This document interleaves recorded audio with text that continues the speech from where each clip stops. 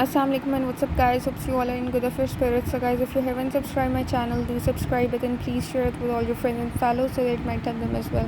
So guys, starting with chapter 13, that is your arches of foot. ठीक है, तो पहले तो आपको पता होना चाहिए कि हमारी फुट में कुछ आर्चेस होती हैं. ठीक है, वो किस लिए होती हैं. ठीक है, बेसिकली आपके पाँव में जो आर्चेस होती हैं वो सपोर्ट करती हैं आपके पाँव के कुछ इंट्रिंसिक और एक्सट्रिंसिक मसल्स को. इसके अलावा जो आपके पाँव में कुछ लिगामेंट्स होते हैं, ठीक है, कुछ एपोन्यूरोसिस होती हैं, कुछ बोन्स होती हैं, उन सब को आपके पाँव में जितनी भी आर्चेस होती हैं वो सपोर्ट करती हैं. ठीक है, अब आपके जो फुट प्रिंट्स हैं, आप जब अपना पाँव ज़मीन पे, गीला पाँव अगर आप ज़मीन पे रखें, ठीक है, तो आपको इस तरह से कुछ फुटप्रिंट नज़र आएगा. ठीक है, तो बेसिकली ये फुटप्रिंट्स जो हैं ये आपको कंप्लीट नहीं नज़र आते. ठीक है, लाइक ये वाला एरिया तो आपको जब आप गीला पाँव ज़मीन पे रखते हैं तो you can see your footprint, this one is a marked area, but यहाँ पे आपको कुछ भी नज़र नहीं आएगा जब आप अपना पाँव ज़मीन पे रखते हैं. ठीक है, इसलिए इसको डॉटेड लाइन से शो किया हुआ है. Basically this is an arch आपका मीडियल साइड पे भी होता है और लैटरल साइड पे भी होता है. ठीक है, ये होती हैं कुछ longitudinal arches. This is the medial longitudinal arch, this is the lateral longitudinal arch. जो मीडियल होती है ना, that is a bit higher. ठीक है, इसलिए वो आपकी ज़मीन के साथ या ग्राउंड के साथ कांटेक्ट नहीं करती और इसीलिए फुटप्रिंट जब आप अपने पाँव का देखते हैं तो उसमें आपको मीडियल लॉन्गिट्यूडनल आर्च जो है वो नज़र नहीं आती इन योर फुटप्रिंट. ठीक है, लेकिन लैटरल लॉन्गिट्यूडनल आर्च क्योंकि it comes in contact with your ground, ठीक है, या it comes in contact with the floor, और या जहाँ पे भी आप अपना जो है पाँव रख रहे हैं ज़मीन पे. ठीक है, इसलिए वो जो है ये वाली जो आर्च है, लैटरल लॉन्गिट्यूडनल आर्च, ये प्रोमिनेंट होती है. ठीक है, इन योर फुटप्रिंट्स. ठीक है, I hope I am clear. अब आर्चेस का क्या फंक्शन है. आर्चेस बेसिकली किस लिए होती हैं. बेसिकली ये आपके जो बॉडी वेट है उसको सपोर्ट करती हैं इन अपराइट पोस्चर. ठीक है, इसके अलावा आपको वॉकिंग, रनिंग, जंपिंग वगैरह में भी हेल्प करती है. ठीक है, अब आपके जो आर्चेस हैं बेसिकली दे आर इलास्टिक. ठीक है, इलास्टिक आर्चेस होती हैं जिन्हें आप स्प्रिंग्स भी कह सकते हैं. ठीक है, ये सेगमेंटेड होती हैं. ठीक है, अब ये सेगमेंटेड क्यों होती हैं, ताकि ये आपके जो बॉडी वेट है, ठीक है, और जो थ्रस्ट्स हैं उनको सस्टेन कर सकें. ठीक है, I hope I am clear. इसके अलावा अगर आप अपनी सोल को देखें ना, बेसिकली ये सोल है, ये आपके पाँव की सोल है. ठीक है, उसका फुटप्रिंट है. तो ऑब्वियसली आप देख सकते हैं your sole is a bit concave. ये देखें, दिस इज़ कनकेविटी. सो आप कह सकते हैं your sole is a bit concave.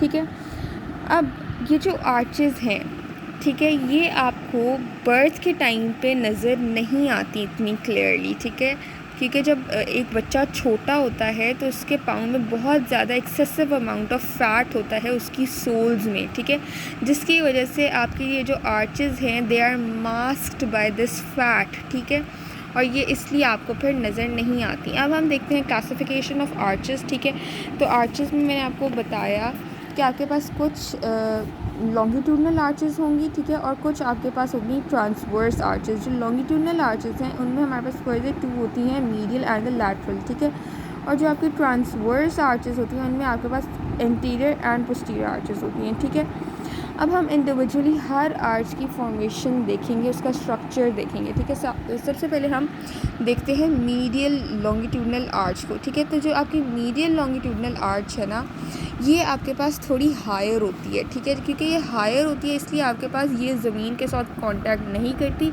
और आपको ये फुटप्रिंट में भी थोड़ी प्रोमिनेंट नज़र नहीं आएगी. ठीक है, ये बेसिकली जो मीडियल लॉन्गिट्यूडनल आर्च है ये है क्योंकि हायर है और ये रिजिलियंट है. ठीक है, इसके अलावा इसकी एक और प्रॉपर्टी है that it is more mobile. अब ये मोबाइल क्यों है, क्योंकि आपकी जो मीडियल लॉन्गिट्यूडनल आर्च है उसमें आपको ज़्यादा बोन्स और ज़्यादा जॉइंट्स नज़र आएंगे. That is why medial longitudinal arch जो है इट इज़ मोर मोबाइल. ठीक है, अब मैं आपको बताती हूँ कि आपकी ये जो मीडियल लॉन्गिट्यूडनल आर्च है ना, it is basically a big arc.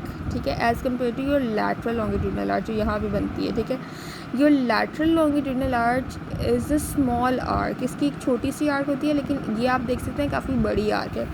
मैं आपको बताती हूँ. ठीक है, ओके, हाँ जी, अगर मैं आपको ये एक डायग्राम दिखाऊँ, ये आपका पाँव है, ठीक है। दोनों पाँव को अगर आप जोड़ें, ठीक है, तो आप देख सकते हैं these inside one are your medial longitudinal arches, ठीक है। और ये आप देख सकते हैं these are the big arches, ठीक है। अब जब आपने अपने पाँव को जोड़ा, ठीक है, दोनों पाँव को जोड़ेंगे ना, तो ये आप एक यहाँ पे सर्कल बनता हुआ दिखाई देगा, ठीक है, इन मीडियल लॉन्गिट्यूडनल आर्चेस की वजह से, ठीक है। ये सर्कल जो बन रहा है ये स्मॉल सर्कल होगा, लेकिन ये बड़ी आर्चेस से बन रहा है, ठीक है। So we can say that medial longitudinal arch is formed by big arches, ठीक है, और it contributes in a small circle, ठीक है।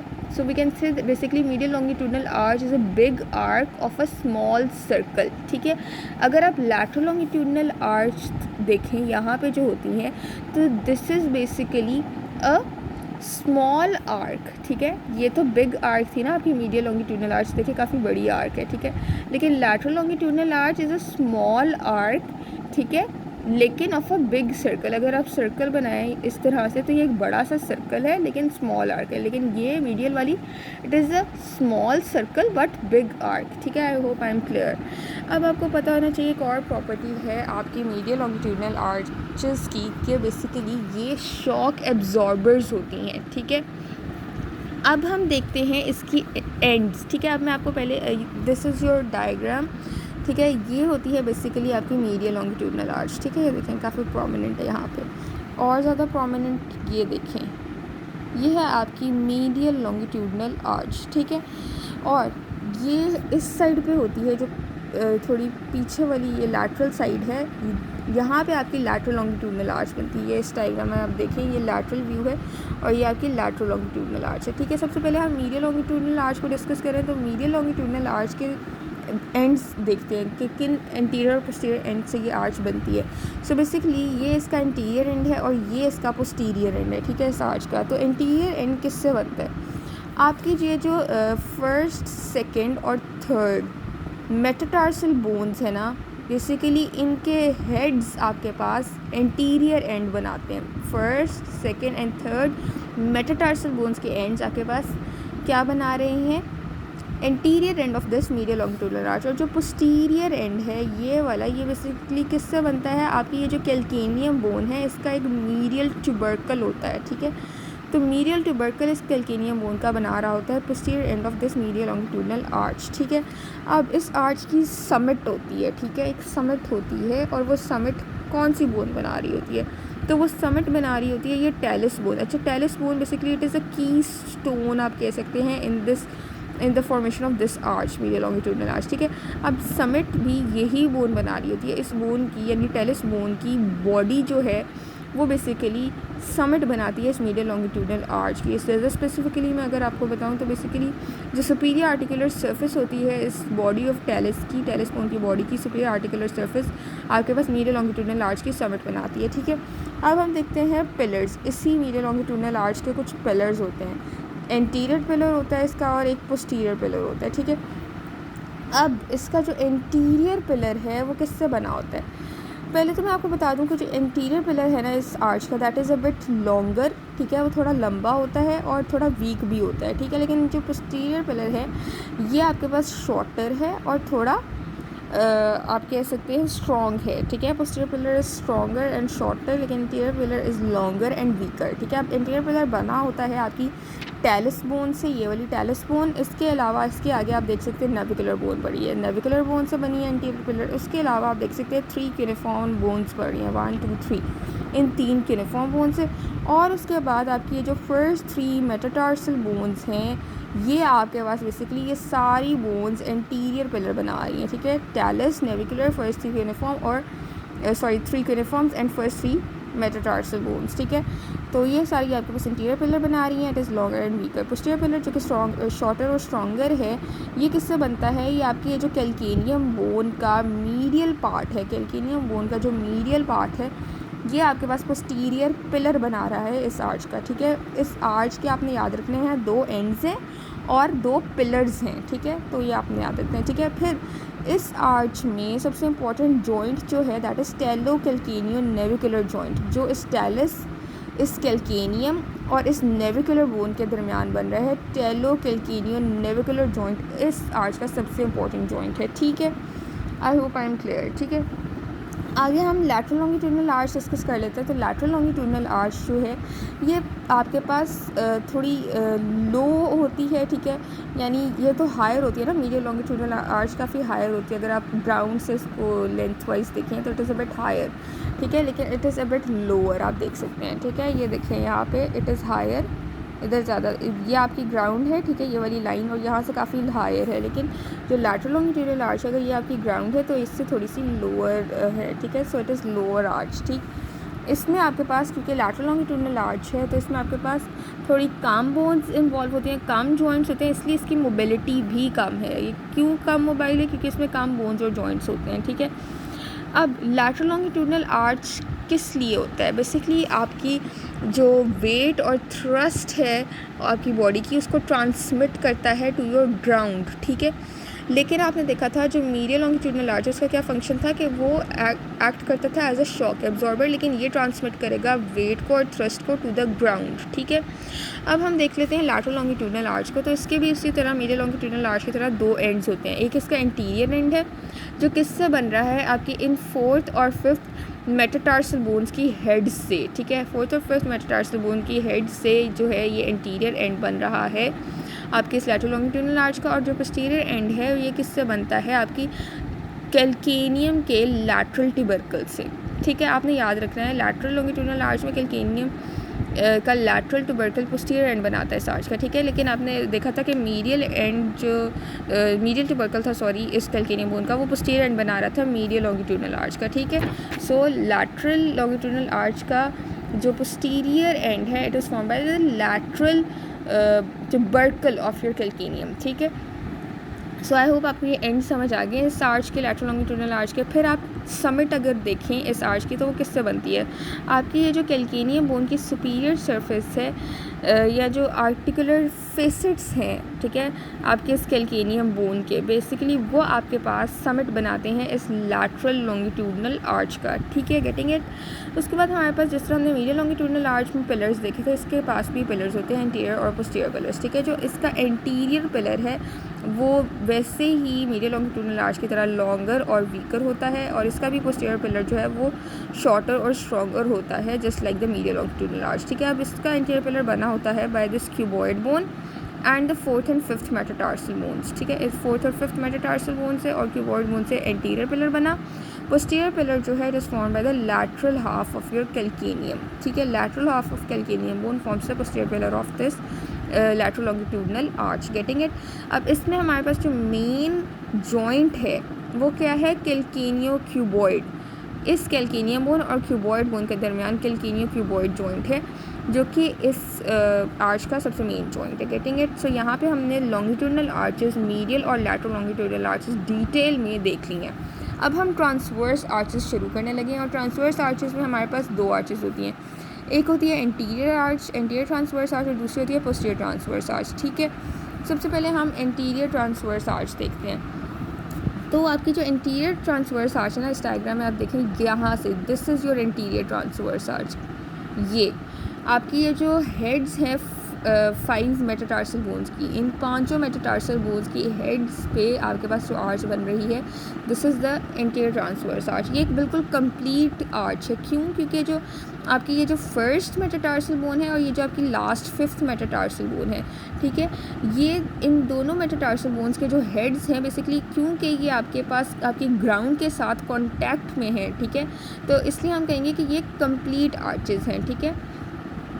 लेकिन अगर आप अपनी जो सेकंड आर्च है, सेकंड ट्रांसवर्स आर्च जो कि पोस्टीरियर ट्रांसवर्स आर्च है, वो देखें तो ये आपकी किससे बनती है? आपके जो टार्सल बोन्स हैं, यानी यहाँ पे ये जितनी भी टार्सल बोन्स हैं ये सारी टार्सल बोन्स हैं, ठीक है, ये यूनिफॉर्म वगैरह वगैरह, ठीक है, ये सारी टार्सल बोन्स। और जो आपकी बेसिस है मेटाटार्सल बोन्स की, ये मेटाटार्सल बोन्स हैं, इनकी बेसिस और इन टार्सल बोन्स के दरमियान जो आर्च बनेगी that is the posterior transverse arch, ठीक है। यहाँ पे पोस्टीरियर ट्रांसवर्स आर्च बनेगी।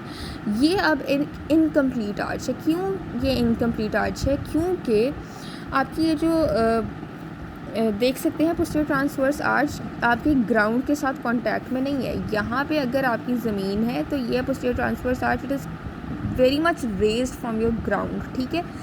आप यहाँ पे देखें तो ये कुछ इस तरह से, अगर आपकी दोनों लेग्स जुड़ी हुई हैं तो आपका पाँव ऑब्वियसली जब एक साथ जुड़े होंगे तो पोस्टीरियर ट्रांसवर्स आर्च इस तरह से इनकम्प्लीट फॉर्म है, ठीक है। ये इस तरह से, ये क्योंकि ये आपकी ज़मीन के साथ इन कांटेक्ट नहीं है, ठीक है। ये एक हाफ़ डूम बना रहे हैं, ठीक है। I hope I am clear. और ये हाफ़ डूम एक पाँव का जो हाफ़ डूम है form by this posterior arch, ये दूसरे पाँव के हाफ़ डूम के साथ कंप्लीट होकर ही एक कंप्लीट आर्च बनाता है जब दोनों पाँव इकट्ठे जुड़े होंगे, वरना they are independently and incomplete arch, ठीक है। हर फुट के पास जो पोस्टीरियर आर्च होगी it is individually and independent arch, ठीक है। It forms a half dome, और ये हाफ डूम जो है तभी कंप्लीट होगी ये जब ऑपोजिट फुट जो है इसके साथ आके जुड़ेगा, ठीक है। Getting it, I hope I am clear, ठीक है। अब हम देखते हैं, ये हमने सारी ट्रांसवर्स आर्चेस भी देख ली, इंटीरियर पोस्टीरियर ट्रांसवर्स आर्चेस और मीडियल और लैटरल लॉन्गिट्यूडनल आर्चेस भी देख ली। अब हम देखते हैं वो फैक्टर्स जो कि रिस्पॉन्सिबल हैं for the maintenance of the arches, ठीक है। तो सबसे पहला फैक्टर है आपकी बोन्स की क्या शेप है, जो जितनी भी आपकी आर्चेस में बोन्स इन्वॉल्व हैं उनकी क्या शेप है। इसके अलावा सेकंड फैक्टर है कि आपके पास जो इंटरसेगमेंटल टाइज या स्टेपल्स हैं, या जिनको आप लिगामेंट्स भी कहते हैं सिंपल वर्ड्स में, जो लिगामेंट्स हैं, और इसके अलावा जो मसल्स भी इवन आप कह सकते हैं, मसल्स भी आप इसमें इंक्लूड करेंगे। जितने भी आपके पास इंटरसेगमेंटल टाइज या स्टेपल्स या सिंपल वर्ड्स में लिगामेंट्स या मसल्स आप कह सकते हैं, जो आपकी आर्च के डिफरेंट सेगमेंट्स को इकट्ठे होल्ड करके रखते हैं, वो भी रिस्पॉन्सिबल हैं for the maintenance of arches, ठीक है। तो पहली तो बोन्स की शेप, फिर इंटरसेगमेंटल टाइज या स्टेपल्स या लिगामेंट्स या मसल्स, फिर तीसरी आ जाती है टाई बीम्स या बो स्ट्रिंग्स, ठीक है, जो कि आपके आर्चेस के दोनों एंड्स को कनेक्ट करके रखती हैं, ठीक है। अगर ये मीडियल लॉन्गिट्यूडनल आर्च हमने देखा था तो एक इसका ये एंटीरियर एंड था, पोस्टीरियर एंड था, ठीक है। दोनों आर्चेस के एक आर्च के दोनों एंड्स को कनेक्ट करने वाली जो चीज़ है उसे हम कहते हैं that is the tie beam या बो स्ट्रिंग्स, ठीक है। सो हर आर्च में, जैसे ये आपका लैटरल या था मीडियल का एंटीरियर पोस्टीरियर एंड था, इसका भी एक एंटीरियर एंड होता है, this is the posterior and, ठीक है। तो इनको आपस में कॉन्टेक्ट क्या करती है, टाई बीम्स या बो स्ट्रिंग्स, ठीक है। So this is also factor to maintain your arches. उसके बाद कुछ स्लिंग्स होती हैं आपके पास जो कि आपकी आर्च की समिट को ऊपर खींच के रखती हैं, ठीक है। जैसे यहाँ पे हमने देखा था कि समिट जो है ये टेलिस बोन की बेसिकली सुपीरियर आर्टिकुलर सरफेस जो है वो बना रही थी in case of medial longitudinal arch. तो इस बोन को ऊपर की तरफ पुल करके रखने वाली जो स्लिंग है, basically that is also an important factor to maintain your arch, ठीक है। उसके बाद हमारे पास कुछ सस्पेंशंस होती हैं, ठीक है, वो भी हम देखेंगे। सबसे पहले हम बोनी फैक्टर्स भी देख लेते हैं, ठीक है। हम ये इंडिविजुअल जो फैक्टर्स हैं ना आप उनको देखने लगे हैं, जितने भी मैंने आपको फैक्टर्स गिनवाए हैं जो कि आपके आर्चेस को मेंटेन करने लगे हैं, उनको हम इंडिविजुअली स्टडी करने लगे। तो सबसे पहले बोनी फैक्टर, अगर आप पोस्टीरियर ट्रांसवर्स आर्च देखें, ये वाली जो आर्च थी, ठीक है, जो यहाँ पे बन रही थी between the tarsal bones and the basis of your metatarsal bones, यहाँ पे जो आर्च बन रही थी that is your posterior transverse arch. तो ये आपके पास इसमें जितनी भी बोन्स इन्वॉल्व होंगी वो वेज शेप्ड होती हैं, ठीक है, और उनकी जो एपेक्स है ना वो थोड़ी डाउनवर्ड्स डायरेक्टेड होती है। इसलिए हम कह सकते हैं कि ये जो बोनी फैक्टर है इन ट्रांसवर्स आर्चेस का, पोस्टीरियर ट्रांसवर्स आर्चेस का, यानी इनकी वेज शेप होती है और इनके जो एपेक्स है वो डाउनवर्ड्स डायरेक्टेड होती है, it is responsible for the formation of these posterior transverse arches. Getting it. उसके बाद हमारे पास उन्होंने लिखा हुआ है कि बोनी फैक्टर सिर्फ इसी पोस्टीरियर ट्रांसवर्स आर्च में ही एक इम्पॉर्टेंट रोल प्ले करता है, बाकी जो आर्चेस है उनमें इतना इम्पॉर्टेंट रोल नहीं है इन बोनी फैक्टर्स का, ठीक है। अगला है हमारे पास इंटरसेगमेंटल टाइज, ठीक है। अब इंटरसेगमेंटल टाइज में हमारे पास लिगामेंट्स आ जाते हैं या मसल्स आ जाते हैं, ठीक है, जो आपकी आर्चेस को मेंटेन करके रखते हैं, ठीक है। अगर हम मीडियल लॉन्गिट्यूडनल आर्च की बात करें, ये है मीडियल लॉन्गिट्यूडनल आर्च, तो इसको जो लिगामेंट सपोर्ट करता है ना that is the spring ligament. बहुत इंपॉर्टेंस है इसकी, ठीक है। अगर ये डैमेज हो जाए तो उसकी वजह से हमारे पास फ्लैट फुट की कंडीशन भी हो जाती है, ठीक है। और आपको पता है कि फ़्लैट फुट अगर किसी पेशेंट का हो जाए तो वो आर्मी में भी नहीं जा सकता, बिकॉज़ उसकी इतनी ज़्यादा वो भागने दौड़ने की कैपेसिटी नहीं होती, ठीक है, due to his clumsy foot, ठीक है। क्योंकि अगर उसका मीडियल लॉन्गिट्यूडनल आर्च ही इतना स्टेबल नहीं है ड्यू टू द रप्चर या due to the loss of the spring ligament जो कि एक्ट करता है as an intersegmental tie in this medial longitudinal arch, तो उसकी वजह से काफ़ी मसला हो जाता है, ठीक है। सो इंटरसेगमेंटल टाई में हमने सबसे पहले मीडियल लॉन्गिट्यूडनल आर्च में देखा कि स्प्रिंग लिगामेंट होता है। उसके बाद अगर लैटरल लॉन्गिट्यूडनल आर्च की बात करें, this one lateral longitudinal arch में जो इंटरसेगमेंटल लिगामेंट्स टाइज होती हैं, उसमें हमारे पास long and short plantar ligaments होते हैं, ठीक है, गेटिंग इट। उसके बाद हमारे पास ना कुछ जो ट्रांसवर्स आर्चेस होते हैं, ट्रांसवर्स आर्चेस जो हैं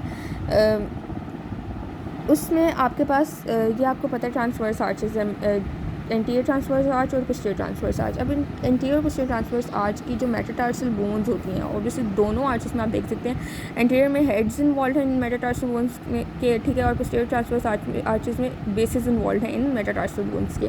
तो दोनों जो ट्रांसवर्स आर्चेस हैं उनको आपस में होल्ड करके रखती हैं इंट्रोशियस मसल्स, ठीक है।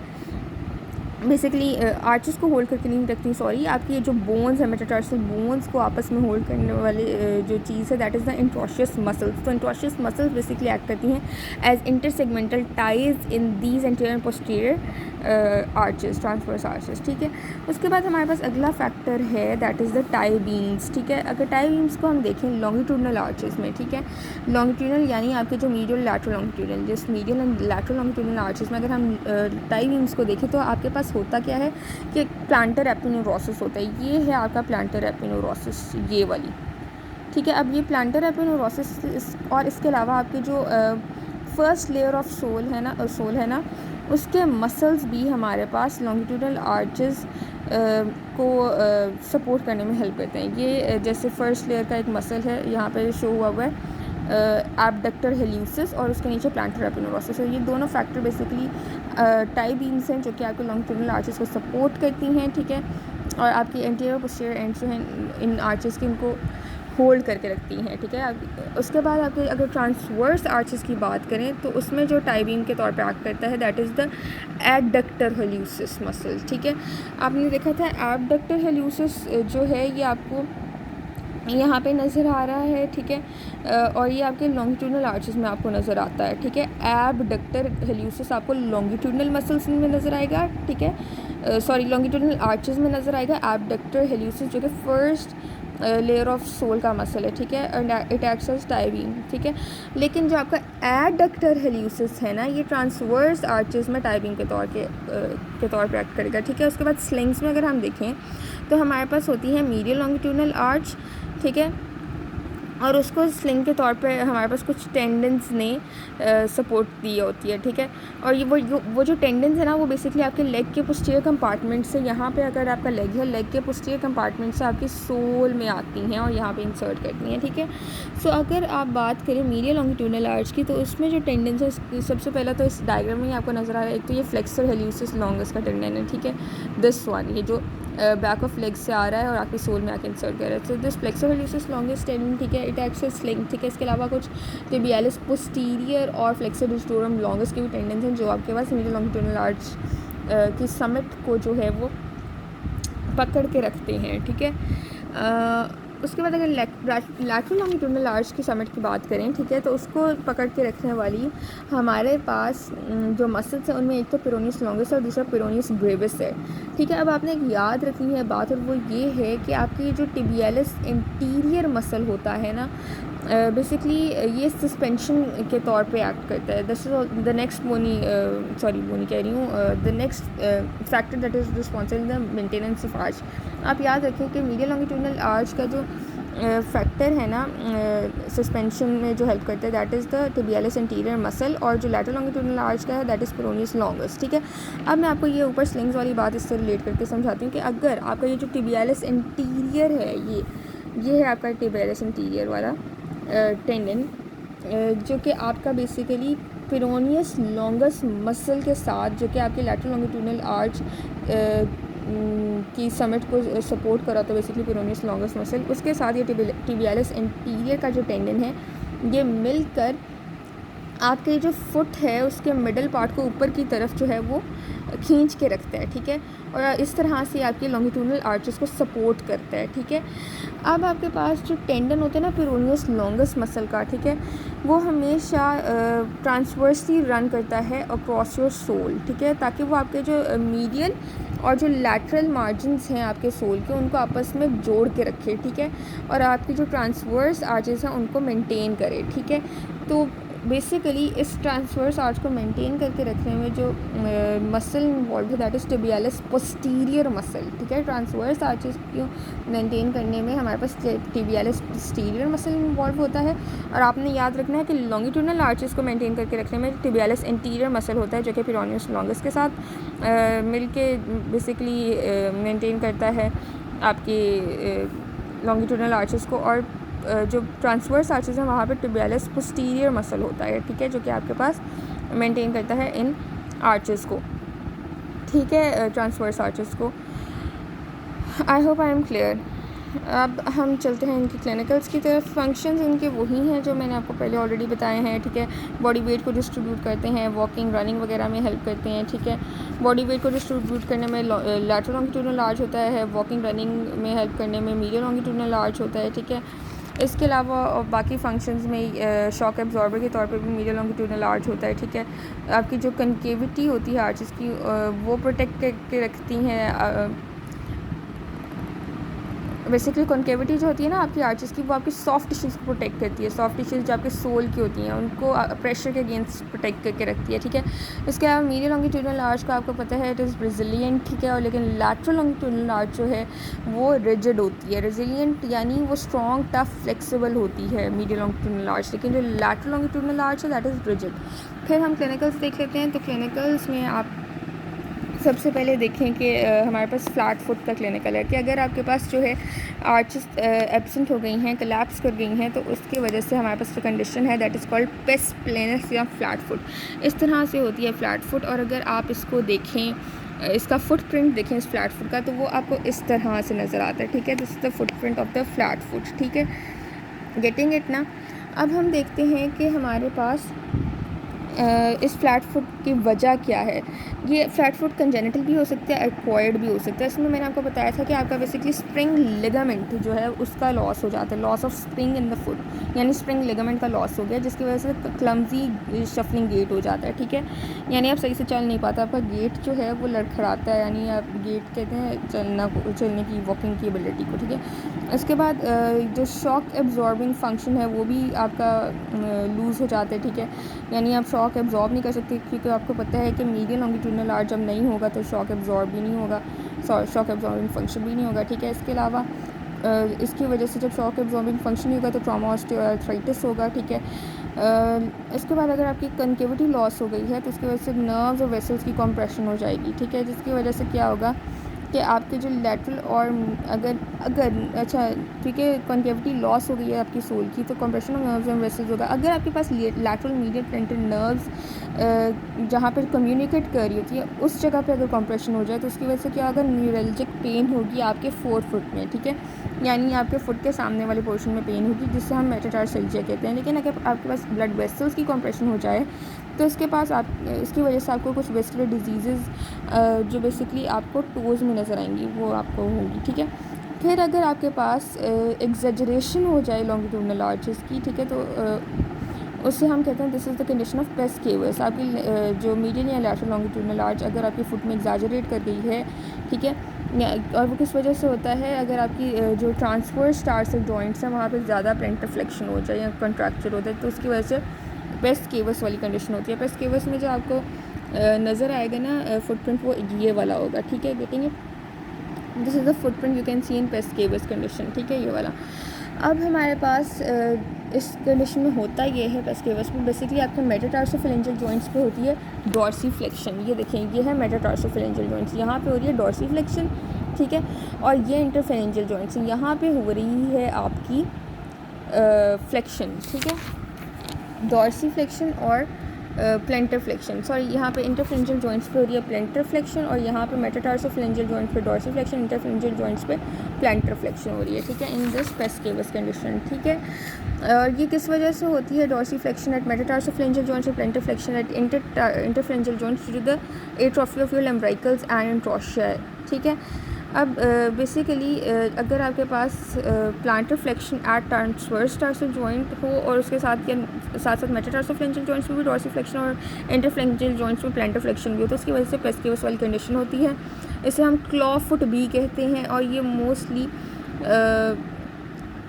स्पाइना बाइफिडा या पोलियोमाइलाइटिस की वजह से होता है। ठीक है, अब हमारे पास कुछ और डिफॉर्मिटीज़ भी हैं। लाइक अगर टेलिप्स इक्विनस वाली कंडीशन है, उसमें क्या होता है कि आप अपनी टोज़ पे चलते हैं और हील रेज्ड होती है। टेलिप्स कैलकेनियस में क्या होता है कि आपका फुट रेज्ड है क्योंकि आप हील पे चल रहे होते हैं। ठीक है, हील यानी कैलकेनियम पे चल रहे हैं। टेलिप्स कैलकेनियस में कैलकेनियम बोन जो है आपको पता है हील में होती है, सो आप हील पे चल रहे होते हैं तो आपकी फुट रेज होती है एंड टेलिप्स कैलकेनियस। ठीक है, इक्विनस में आपकी हील रेज्ड होती है क्योंकि आप टोज़ पे चल रहे होते हैं। यहाँ पे आपकी 4 फुट रेज्ड होती है टेलिप्स कैलकेनियस में क्योंकि आप हील पे चल रहे होते हैं। ठीक है, टेलिप्स वेरस में क्या होता है कि आपका जो फुट का, अगर लेट्स सपोज ये आप फुट देख लें, वैसे ही मैं आपको ये तो कोई और कंडीशन है लेकिन मैं वैसे आउटर और इनर बॉर्डर, ये आपके फुट का इनर बॉर्डर होगा। ठीक है, this one is inner border and this is the outer border of the foot. ठीक है, अब अगर आपके फुट का जो आउटर बॉर्डर है वो रेज्ड हो जाए, सॉरी वो उस पर फुट के आउटर बॉर्डर पे अगर कोई पेशेंट चलना शुरू हो जाए, ठीक है,